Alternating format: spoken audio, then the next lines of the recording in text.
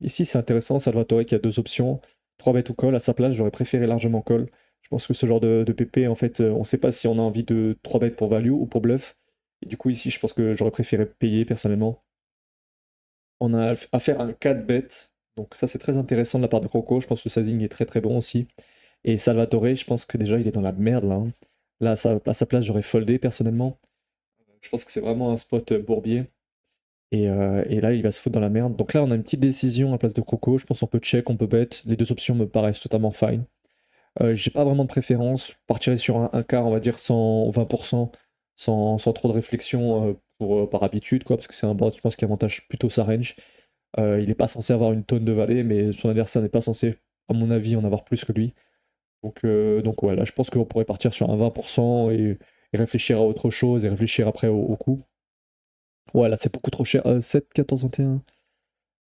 Il fait un tiers ici, si je dis pas de bêtises. 7, 14, 8, 16, 24. Ouais, il fait quasiment un tiers. C'est beaucoup trop cher, à mon avis.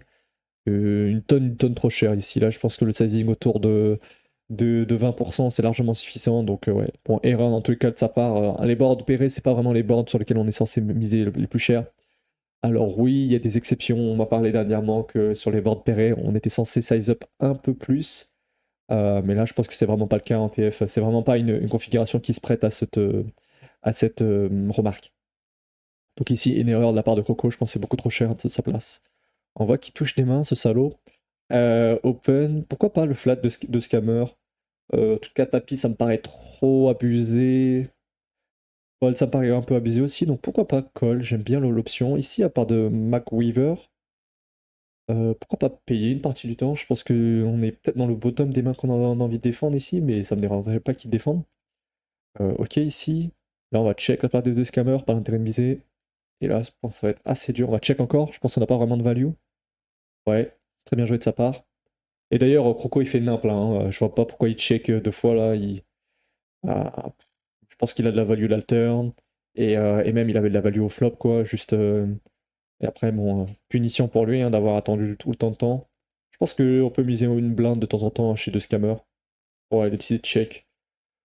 Je pense pas qu'il met une tonne de value, mais quand l'adversaire check 3 fois, sachant qu'il y a le KO en jeu, je pense qu'il y a quasiment 0 as dans la range adverse. Donc personnellement, j'aurais pris, je pense, le bet à la river de Scammer. Mais peut-être, je vois pas forcément une grosse erreur à jouer un peu conservatif ici. Défense, open et défense, stab une blinde, 1.3, ça me va très bien. Et fold, ouais, on n'a pas de backdoor. Open ici. Ouais, je pense que chez Croco, on pourrait se scrousiller le 3 bet une partie du temps. J'aime bien le call aussi. Je pense que les deux performent très très bien. Peut-être que le 3 bet performe mieux.